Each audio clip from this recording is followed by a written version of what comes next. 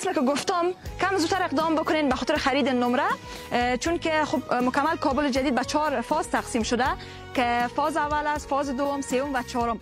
فعلا کار در فاز اول جریان داره که ان شاء الله قریب در می آینده نزدیک به خیر کار فاز دوم، سوم و همچنان چهارم هم آغاز خواهد شد که فعلا ما دربارش چیزی گفتن نمیتونیم. او را میگذاریم برای خود کسایی که مسئول هستن که ان شاء الله خوشخبری را اونا خواهد دادن.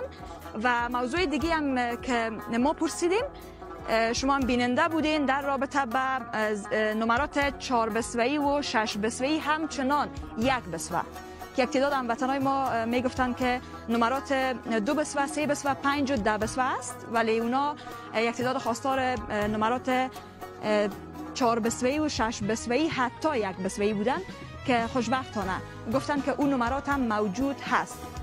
خب عزیزای دل، بازم من اینجا یادآور میشم شماره واتساپ ما پایین اسکرین نوشته است. شمایی که میخواین خرید نمره داشته باشین در کابل جدید میتونید که تماس بگیرین. همکارای ما ان شاء الله همراهتان همکاری میکنن تا اینکه شمایی که خصوصا در خارج از کشور هستین که شما یک نمره بخرین در کابل جدید.